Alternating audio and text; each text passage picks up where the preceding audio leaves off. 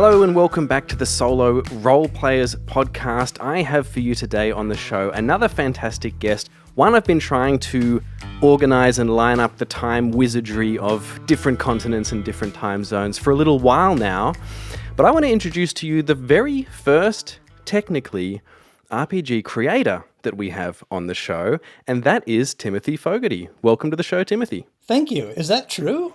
It is actually true. I mean, Tana Pigeon is That was going to be system creator.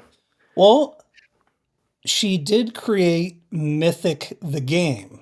I guess that is counts. true. I guess that does count. Okay, sorry, Tana. The second RPG creator on the show, Timothy Fogarty. Welcome to the show. Well, I mean, to be fair to me, I haven't played Mythic, and even though I own the Mythic GM emulators, both the first version and this newer sizable version, I know she's working on version 2.0 or whatever.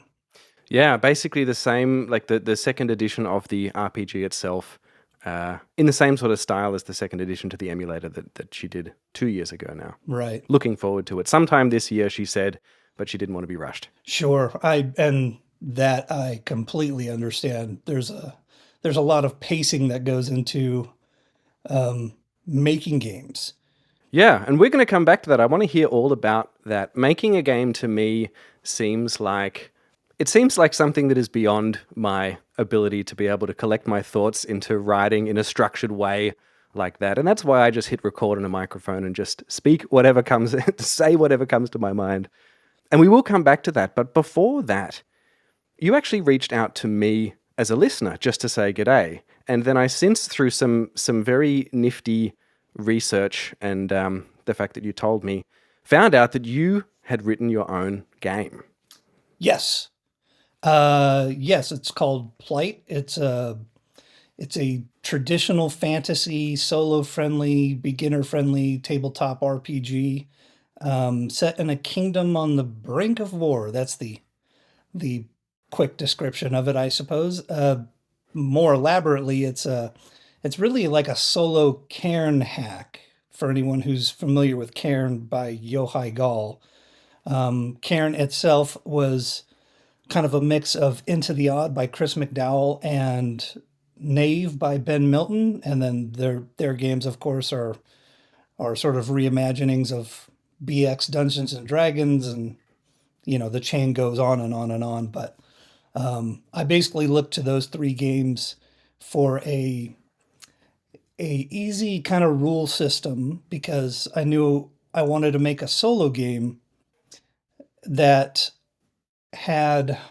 was quick to get to the table. Like you didn't have to read a tome of rules, and the collective rule system of that seemed to be the easiest to base it on. But in general, what it means is you have three attributes. You roll a d20 and try to score under the attribute to succeed. And combat, there's no roll to hit. You just do the damage. It's pretty OSR based. Yeah. Well, I can attest to the fact of not having to read a tome of rules before getting started playing. When I tried my first session of Plight the other day, without actually having looked at it almost at all, and it was pretty successful. I did die, but it was also a pretty successful experience in terms of actually playing through the rules. I do want to talk about that later, but before that, you mentioned you listed off a couple of games that were inspirations, and you casually mentioned BX as the original D&D thing. Mm-hmm. What is your story coming into RPGs? Did you come in back in the day, back in those early days, or are you a newer convert like myself? No, well, yes and no. Yes to both, I suppose. Like when I was in junior high, so 7th, 8th grade, something like that, my childhood friend, I grew up in a kind of a crummy neighborhood, so there was a lot of bad stuff going on. His older brother went to prison as a teenager. And several years later, when he got out and we were in junior high school, we asked him, like, what'd you do in there? We were kids. We didn't know any better. And he's like, we play Dungeons and Dragons all the time, which Wow. it tickled us. We thought that's the most hilarious, because we thought, he'd be Pumping iron. yes. So we were like, would you teach us? And he's like, yeah, sure. And I remember he ran a dungeon for us, and we played what I recognize now as prison rules D&D. It was a mix of like several D&D systems. I know that Advanced First Edition was one of the books, but use your imagination of what a prisoner fantasizes about. Power and freedom. And that was his game. Like, after our first session, our characters ascended to godhood. Leaving absolutely nowhere for the story to go. Well, you know what? I want to talk about that because there's so much sentiment in the old school revival or Renaissance community about like how death has to be ingrained into the game or else there's no stakes or whatever. When you become a god in a game, all it does is it changes the stakes. All right, so you can't be killed, at least not by any mortal person. Yeah, like Keith Richards. So what would a game like that become? Probably diplomacy, kind of like Clash of the Titans, if you remember that movie. So it was a lot of talking. So it was fun, but it was different from what we kind of now know as the non-5th edition Dungeons and Dragons world of RPGs. I actually thought about making I wanted to call it PROS, Prison Rules Old School Essentials.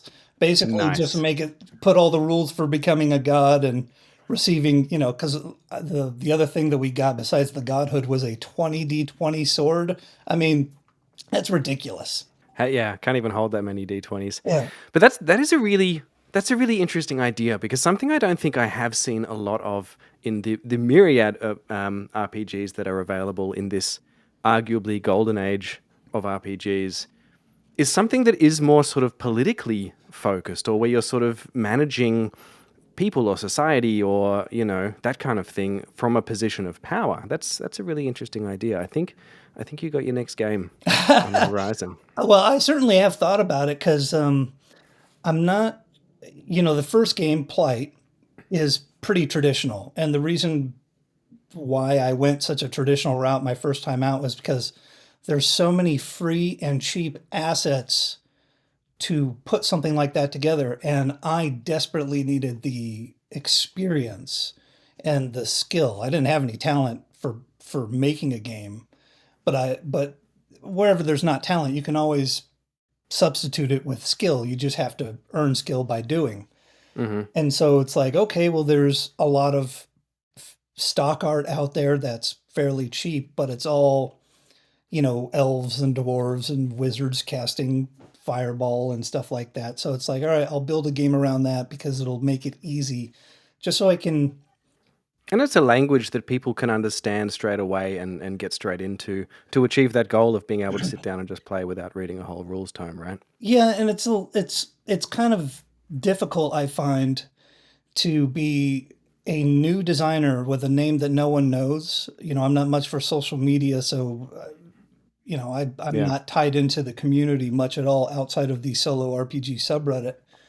But it's difficult being new.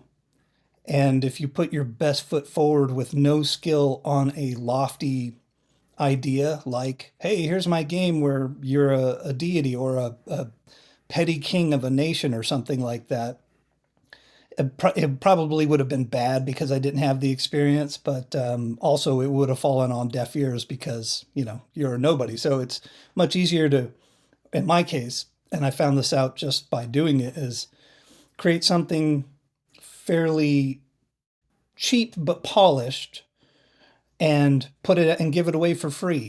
Give it to the solo RPG community, as it were, because there was kind of a vacuum for the kind of game that I wanted to play anyway, which was more of a tangible experience than what you're used to, because you obviously speak into a microphone and record yourself. Whereas I don't do that. I try to keep my hands busy writing or drawing or doing something like that. So, but that was the basis for Plight, to create something where the book can be the game master and you can keep your hands busy. You said that when you started designing Plight, and it's a couple of years old now, right? Is it? It came out December of 2023. Okay, yeah. And I just visited it again quickly. I have the physical copy here, the hardcover, Me which is too. lovely. Yay! I do. I've never actually played a game on PDF. I know it's great for people, and it's handy and affordable, and you can like find things, but it's just not You hit my style. the nail on the head. Because I play so many games, I really knew what it was that I wanted, and rules had to be simple, and it had to have an ease of use where you knew how to get to something quickly and get out of the book. I find that's probably the biggest challenge in solo tabletop RPGs, that some of these books, I won't say a name, I'll just pick up a book here. You don't have to say it. Do you know? Can you see it? Oh yeah, I can. I right. have that too. All And I've right. been too daunted to pick it up. So I won't say the name into the mic. Yeah. But I mean, this book, has hundreds and hundreds and hundreds of tables, it seems, and they are spread all over the place. And it's like, I can't play this game because I'll have to stop every time I need a decision made. And I will basically spend 5+ minutes each time I need one of those decisions made. And that's the biggest killer of a solo session, is stopping play to get into a book, find the ruling or the table or whatever it is. And if it's too bloated, it'll just bring things to a halt. I completely agree. Although I do think there is a point there. Like there is a level of, I don't know if it's an amount of time or an amount of flipping, but embracing, as people like Tana Pigeon on the show and Deborah from Geek Gamers have said, but embracing that every part of it being play, I think does ameliorate that somewhat. I remember you said that you listened to the Wasteland story. Yes, I'll just go ahead and compliment you publicly, even though I did it privately. The best audio design of any solo role-playing experience. I hate actual plays most of the time, but Wasteland Story is, oh, you're blushing. Wasteland Story is the perfect mix between an actual play and an education for the hobby, which is a major problem in the hobby because so many people, it's a lot of it's the blind leading the blind. You know, you know it from the solo RPG subreddit. Every single day someone goes, I'm new here and I don't know. And everyone just goes, you need to play Ironsworn. And it's like, not the best advice, but okay. Yeah. There are a lot of nuances to that answer that it doesn't make sense to actually answer. But thank you. I really appreciate that. And I'm very glad to hear you say that was my goal. A really fantastic, well put together show, entertaining and also educational. The education part is really important because I don't even think most players know that there are several different subgenres in the subgenre of solo tabletop RPG. They think it's all one thing. Yeah. And that's a huge point. And that is what is wrong with that question. What's solo RPG about? How do I do it? That is one of the fundamental things that's wrong with it. I mean, the answer is, I don't know, because there are so many different ways to do it, and whatever works for you is the right way. Right. Even if that is just flicking through books and designing a world or whatever it happens to be, whatever the play is for you is what's right. But it's very hard to put that into a succinct Reddit post. Right. And that was one of my goals, trying to have something that people can listen to actually get an idea of how it actually works. So I'm very glad and flattered to hear you say that. But my point was, if you're up to date with, or reasonably up to date with a Wasteland Story, in the last couple of episodes, the heroine found herself locked up in a drive-in theater. And the way that came about was exactly me flicking through the book looking for rules in a 5-minute break where I thought, oh Christ, I don't know how traveling works or whatever it was that I was doing. And as I'm flicking through the book, there was this full color page of this decrepit, falling apart, post-apocalyptic drive-in cinema. And I thought, man, that's cool. That's totally where she's going, you know. Right. And so I do think there is an element of embracing that as a part of play so that you don't feel like your session's grinding to a halt so much. I find But too much is a problem, obviously. yes, the secret to good solo play, at least on my side of the computer here, is to really keep things moving and build upon what has happened. What has happened, and things can be reactionary to that. Yeah, I agree in a sense that yes, getting through the book and seeing something interesting, like right now I'm dabbling with Salvage Union, and there's so much evocative art where it's like I see that picture and I go, ooh, I want to, be in this scenario. So I do understand that.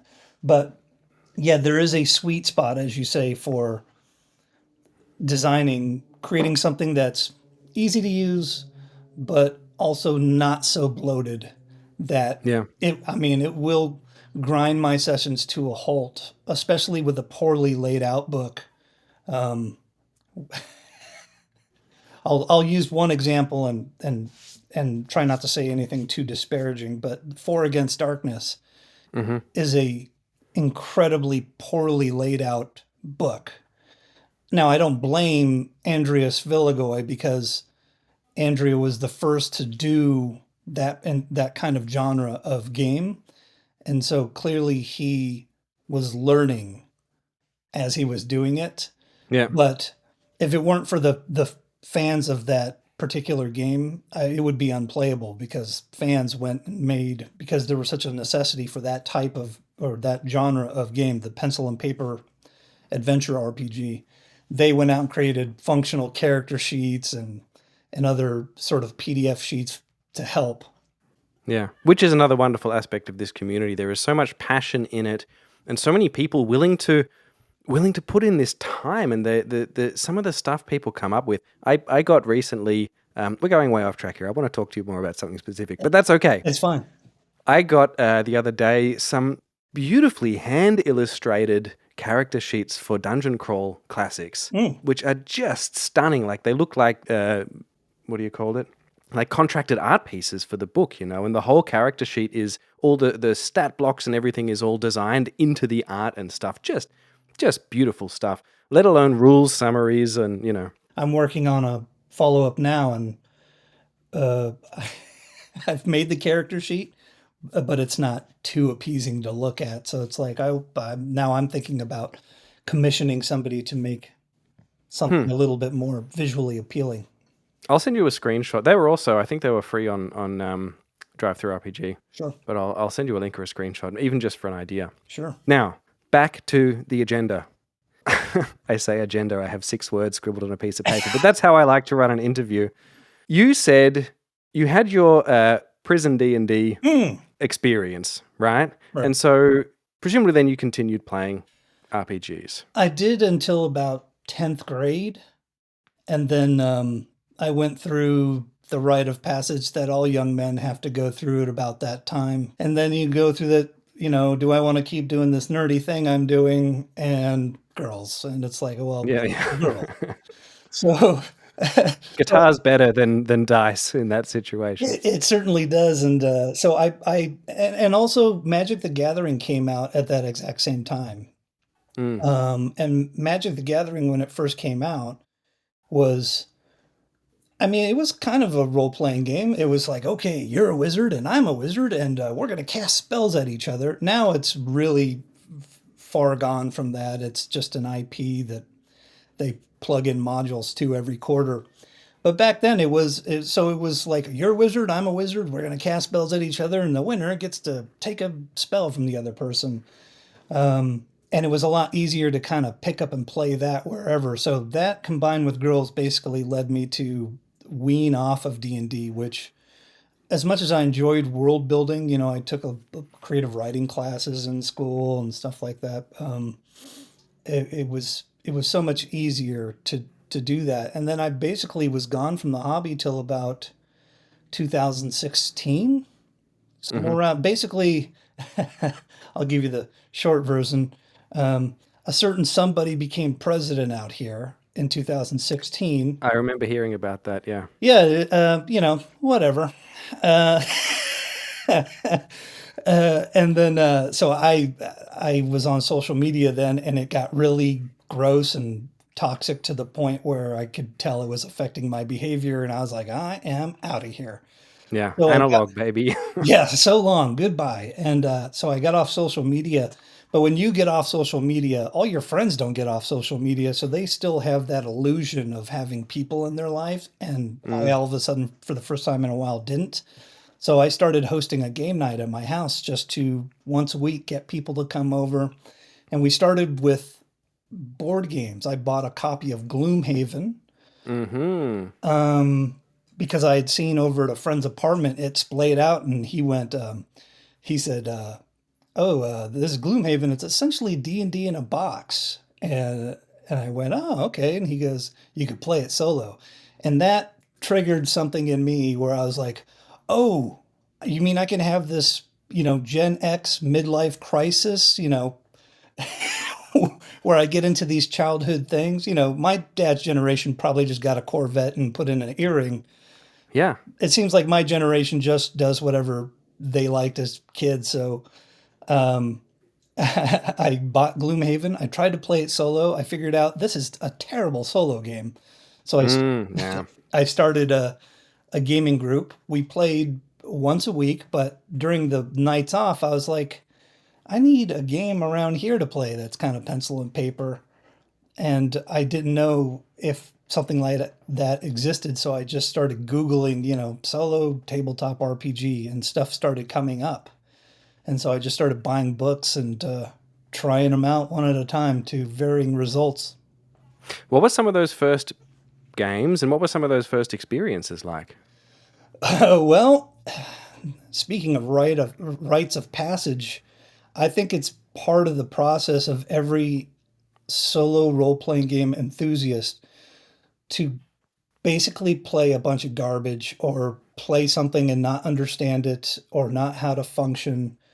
My first game was so Thousand-Year-Old Vampire is by Tim Hutchings, was a supposed solo tabletop RPG. And And often recommended in those threads. yes, and but really it's one of the separate subgenres of solo RPG. It's a journaling game. And I got to tell you, it really stretches the definition of what a game kind of is, in my personal Mm. opinion. Yeah. Because I feel like a game is something that provides obstacles, conflicts, you know, and things like that. And then it's up to you, your skill, your a little bit of luck, and your wit to try to overcome these obstacles. This game doesn't do that at all. It just feeds you a prompt. You found a new way to get a food source. Describe it. So you have to, in one sentence, write, I make a deal with the local uh, bartender who has a bar on some port, and he lets me know when there's drunk people, and I come in and swoop them up or whatever. Yeah. You know, uh, so I played it, and my experience with it was, well, that was fine, I guess, but it was not what I was hoping this hobby was. Yeah. And that would be a consistent thing for a while. Because from there, I went to the solo RPG subreddit and just asked, like, hey, I'm looking for something, with the swords and the shields and all the traditional stuff. And people came back and said, well, Ironsworn by Sean Tompkin. It's the it's the it is the answer that everyone gives. Mm. And I remember because it's free, I just downloaded the PDF. I read it from cover to cover, which is no small feat. Then I had it printed up, and because I was so impressed with how it was laid out and I was excited to play it and everyone had vouched for it, I bought a hardcover copy of the book, so I must have read it 3 times just so I knew the rules fluently, so that by the time the book got here, I could jump right in and start playing. And when it finally did, I really struggled. I found that it felt like a chore, quite honestly, Mm. because one of the major problems, and it's my own personal preference. Most people would disagree, but I really don't like that the book is not the GM. You are the GM. You have to come up with your own conflicts, your own obstacles. But the point was is I had to come up with the complication, and then I had to solve it myself. Hmm. So you're in charge of your own misery. And if you don't feel like treating your character like crap, you don't have to. But I wish that particular part of it wasn't in my hands. So I went back to the Solo RPG subreddit again, and they said, well, Four Against Darkness. And I tried that out. And that was like the first time where I was like, well, I like this. It's Hmm. almost like Sudoku. Yeah. Pencil and paper. Your hands are busy. You're drawing a dungeon as you're exploring it. You kill the boss, you get out, you do it again. But it was too, once you do a couple of dungeons in that game, it's not really worth anything anymore. People will tell Mm. you need to get one of the other 40 books, but I could tell you, having bought a bunch of them, that I'm not overly excited about it. Yeah. But from there, I went on to D100 Dungeon, and I think that core rule book might be the best experience I've had. Hmm. In the beginning, that was the first time where I was like, I like this. It randomly generates a dungeon. It randomly generates loot. It doesn't have a story, which is a problem. There's no narrative fluidity, but there are missions that you can try to accomplish. And I don't have to sit there and talk out loud, which is a problem for me in my house. God forbid my daughter or wife heard me going, I'm walking up the trail, and so it was the first one I tried and I really enjoyed. And I've also played some game books. I mean, I've played a lot of things. I've played dozens upon dozens and dozens of systems just to over time figure out what it is I like and what it is I didn't like. But it was that Mm. that finding out the hard way over the first couple of years what it was that I didn't like that made me go, well, if there's something you want to exist and it doesn't exist, then perhaps you need to be the one that makes it. Yeah. And That's that's that's that's how I got that's into usually it. where I end up too. I think you've really hit the nail on the head there, as we were talking a little bit earlier in this conversation about the difficulty of answering that question, how do I solo RPG? Because all of those games that you listed, Thousand Year Old Vampire, Four Against Darkness, all those things, they are people's favorite games. And Mhm. they are things, the exact thing that people are looking for. Just not everyone. Right. And going through that pain or that difficulty of it's almost failure, like, and you can't help but feel, is there something wrong with me? Yeah. Because all these people recommended it, they say it's fantastic.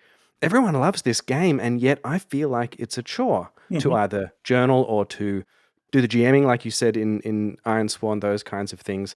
And it can be really, really disheartening, I think. And so I think I've been thinking about this a lot, and I think the answer should be, and I don't have a good way to structure it yet, but I think we, as now experienced solo role players, who I really do want to help people in those Reddit threads. Like Me when I too. see them post stuff, and I post other podcasts and stuff that I listen to that might give people an example, because I think hearing an example of someone play, especially in a not necessarily me, myself, and die or critical role high end way, but actually this is really how it might sound for you, can be really helpful. But I think we need to garner more of an attitude of there is a tutorial in this hobby, and the tutorial is trying a bunch of stuff and being okay with it not being for you. And slowly through that process, learning what it is that you want. I concur. Yeah. It it seems to be, like I said, that rite of passage where you get something and you go, well, that's not what I expected this hobby to be. And you get something else and you go, well, that was fine, but it also was not what I was expecting it to be. But once you get through a handful of games, you start to kind of come to terms with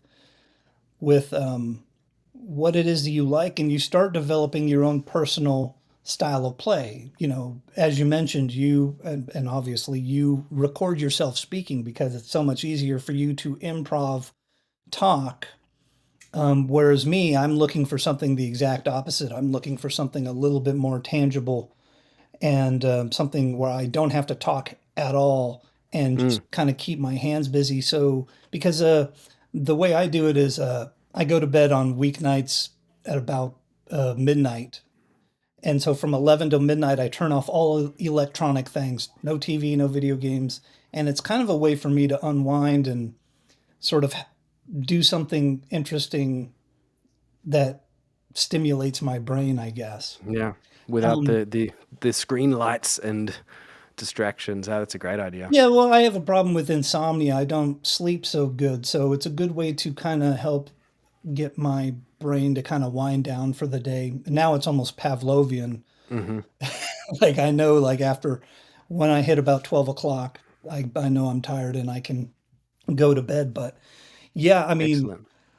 I find that a lot of actual plays, they're very, a lot of people, when they go, I want to play solo RPG, and they Google, and what they get are, here's an actual play.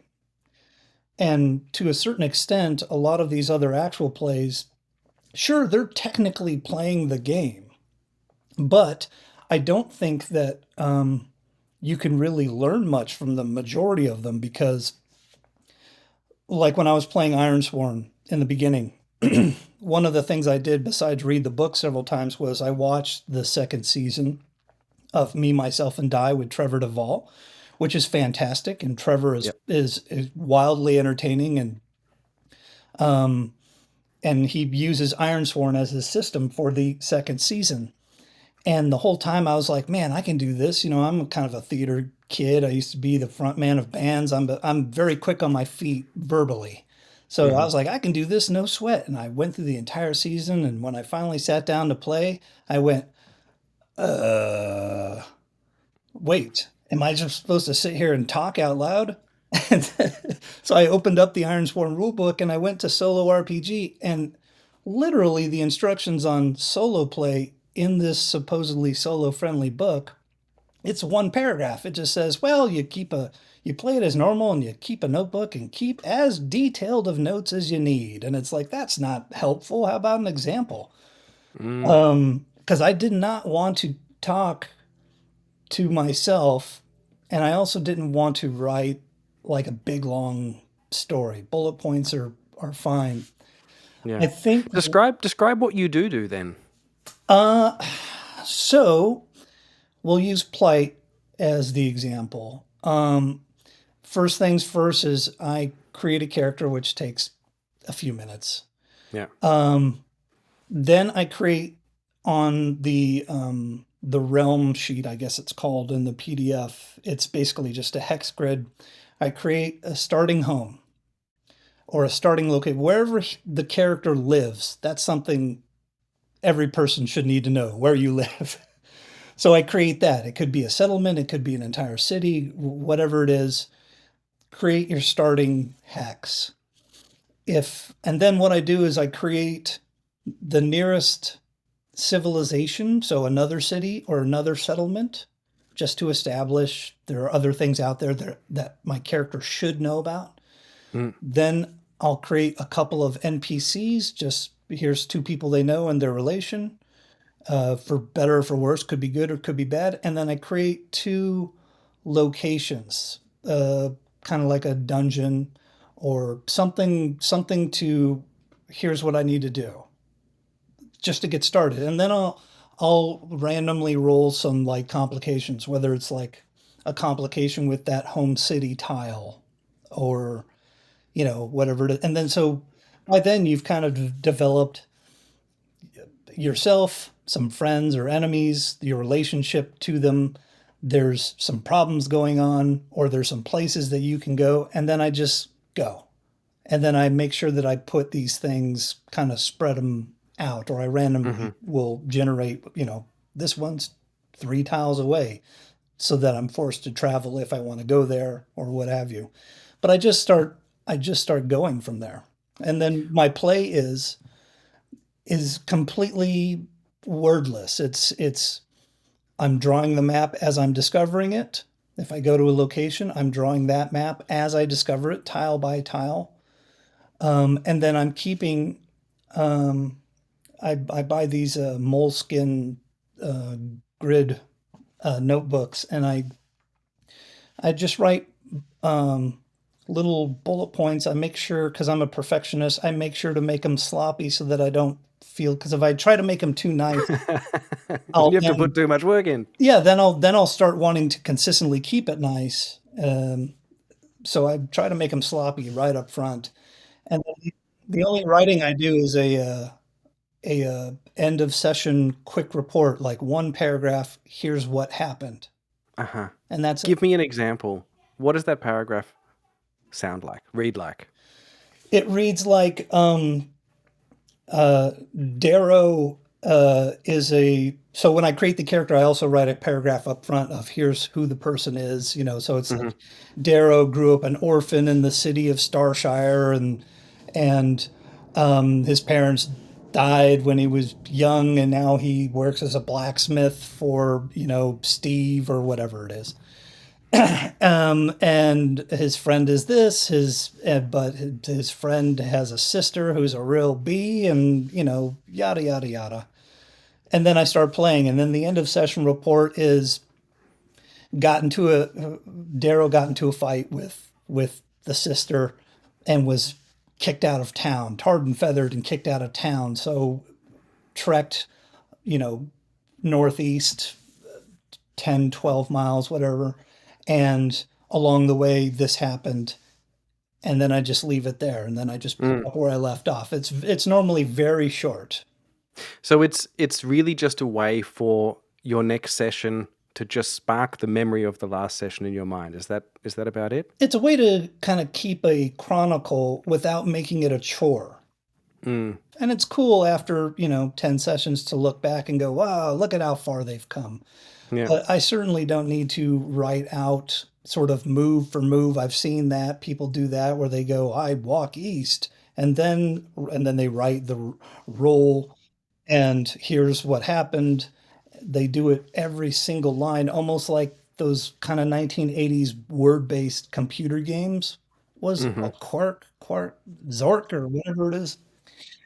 Yeah, they treat them like that. That seems too exhausting for me personally. As long as my hands are busy doing something, I'm comfortable with sitting quietly. Now, if my hands stop doing something, I need to do something to generate something for my hands to do, because the last thing I want is to then sit there silently just thinking, because then if somebody sees you, they think you've just been stricken with daydreams. Like, oh.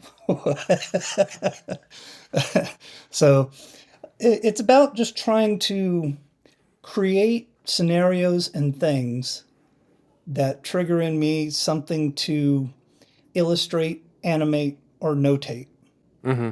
Yeah.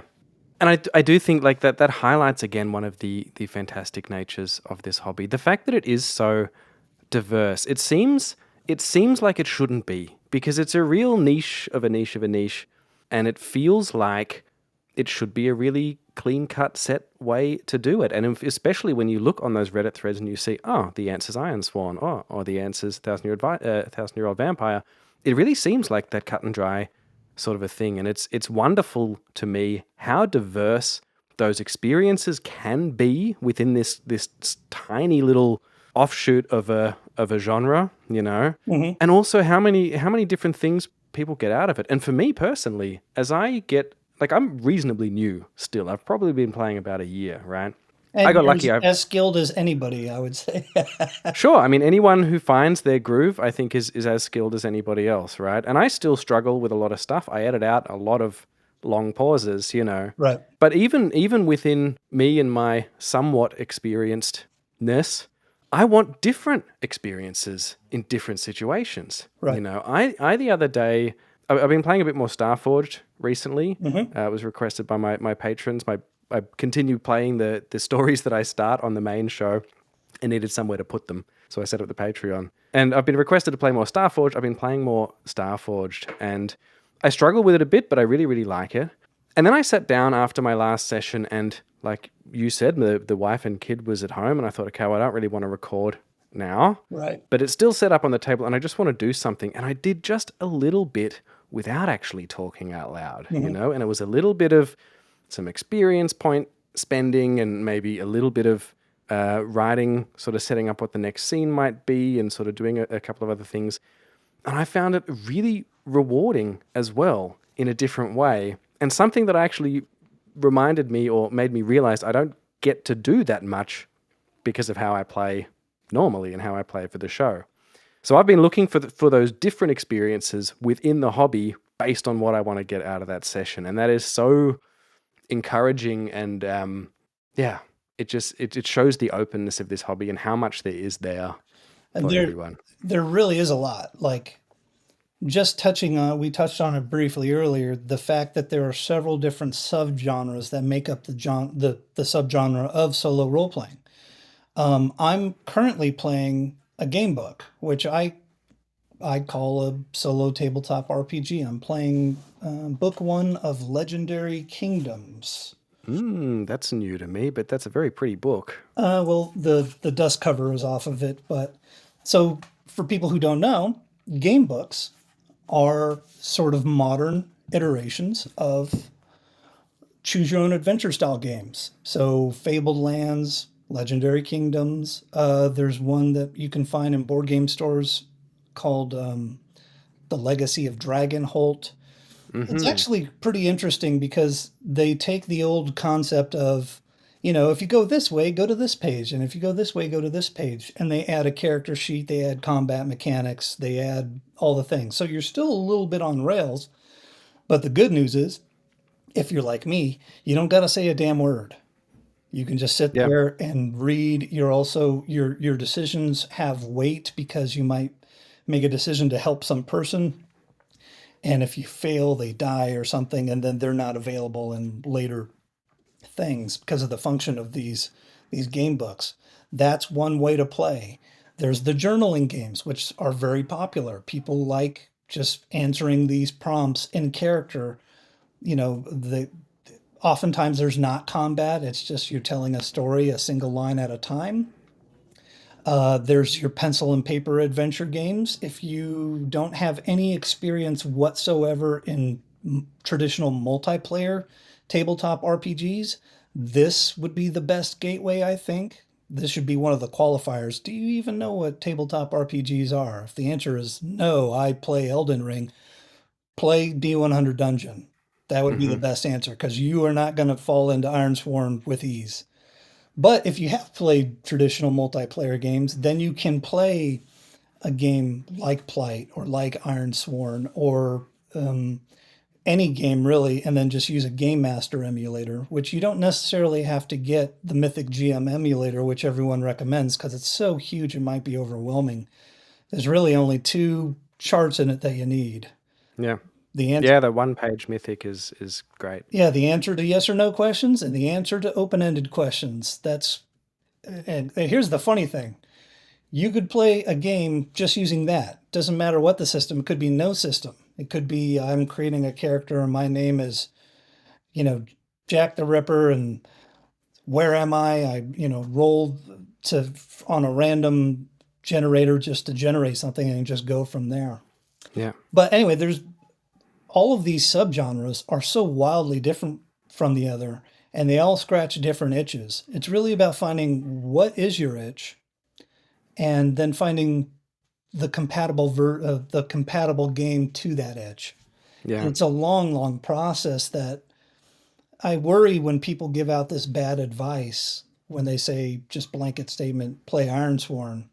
When people get it and they read it and they go, oh, I don't know what to do, they might be scaring those people off. And I would like the hobby to be more inclusive and really try to get more people, because the more people are into solo tabletop RPGs, the more people will produce content for solo RPG Mm, play, and the community and that entire genre will thrive. yeah. And the potential for future people to come in more easily is also improved then, right? Because there's more content out there to show that.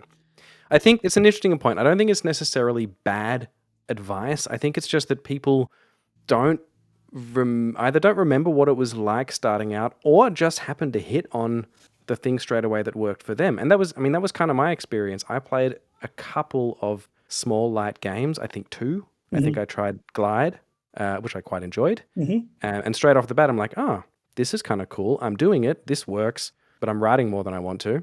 Right. And then a similar experience with I think Miru. Oh, Miru is fantastic. Yeah, Hino Kodo, I wonder what they're doing now, because I believe they're doing Miru 3 and yeah, something else. And yeah, with a little board and tiles and physical stuff, I think. oh, cool.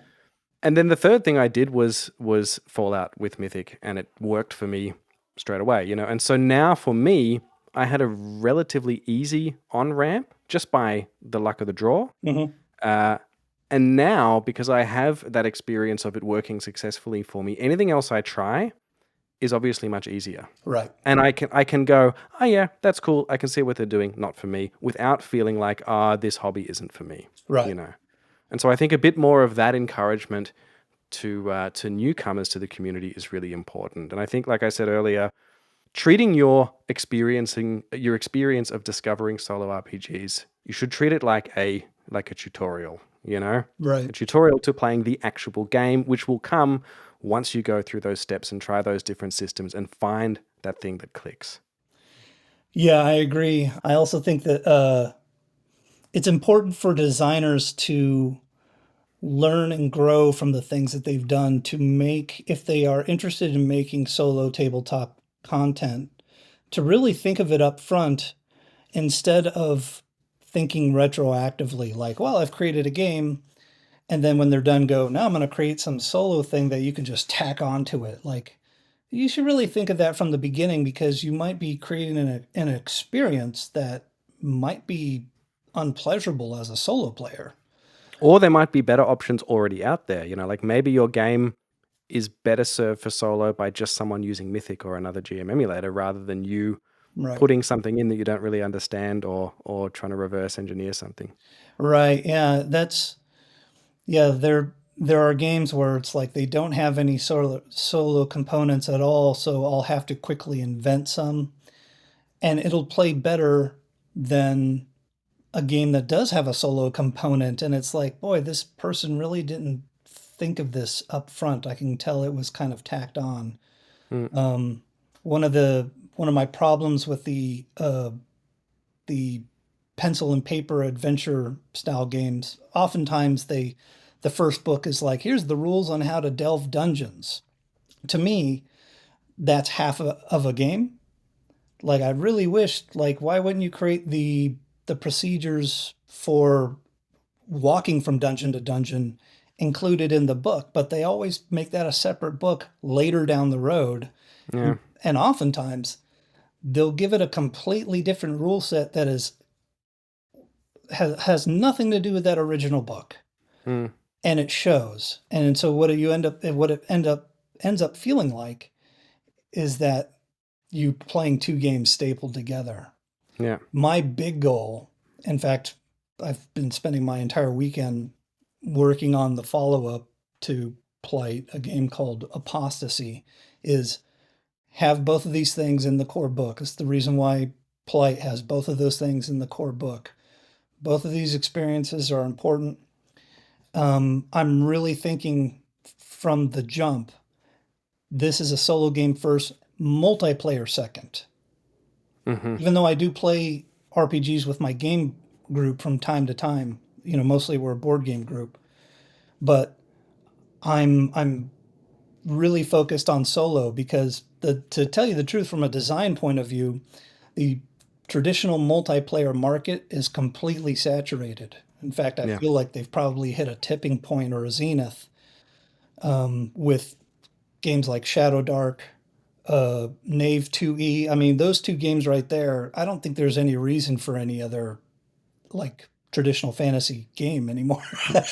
They're really well done. But where they lack is solo, even though Shadow Dark has solo dark, I would say it's a little underwhelming. But solo is ripe for creativity. And there's so much still to design and develop. There's pockets that, like what I'm attempting to do, is I'm trying to combine the traditional solo tabletop role-playing game experience, which has narrative fluidity, that gives the player a little bit of power to insert their complications as it's related to the story that they're building, but also combine it with the pencil and paper style where the book is the GM and it generates things and gives you your complications. I'm trying to figure out a way to combine these two things to hopefully make a new subgenre, so to speak, and not just do what everyone else does. That sounds fantastic. Tell me, Timothy, how can people find you, find Plight, and also maybe be kept informed as to what happens with this current project of yours? Oh, okay. Well, I have a itch.io page called Quest Maker, which is spelled without vowels. So QSTMKR. So it's qstmkr.itch.io. You can get a PDF of the game for free from that website. If you want a hardback copy of the book, you can get it at Amazon.com or Lulu.com, basically anywhere where you can get a print-on-demand book, with the exception of DriveThruRPG.com, Yeah. which I didn't put it up there because their books come out glossy, and I think it looks kind of lame. Yeah, I have that problem as well. That's a whole other discussion. But I was just going to add, I got my copy from Lulu with the hardback matte finish on it, and it's just gorgeous. Right. I'm so glad, because the books I do get from DriveThruRPG often, or Amazon half of the time. I don't know how Amazon works with their print on demand. Sometimes it's that glossy thing, and it feels wrong to me somehow. It's an option. I mean, it's one of these design things that you learn, that if you do a book that is very dark on the cover and you get it glossy, it kind of looks like butt. Yeah, that's what it is. It's the dark. So, but anyway, so if you wanted to get the hardback, those are the places to go. On that itch.io page, you can, it doesn't require any money. You don't have to give your email. This was made as a gift for the solo tabletop gaming community. So, but you can follow, and whenever I have something to report, I will update it there. And yeah, I'm working on a pretty exciting follow-up. I think I mentioned it's called Apostasy. It's a gothic survival horror game where it is a big hex crawl where you're having to survive outside of a city's last bastion, or humanity's last bastion, and you're fighting off demons and eldritch horrors and specters and things like this. It's a little bit more combat oriented, but I've come up with a really cool series of mechanics that simulate the fact that your mental health is every bit as important as your physical health. Excellent. So I'm really excited about it. I thoroughly look forward to that one. I look forward to getting Plight back to the table again. I will put all of the links for those, for where people can get Plight and to you, in the show notes of the show. Timothy, thank you so much for coming on the Solo RolePlayers podcast today. It was an absolute pleasure having you here. Thank you.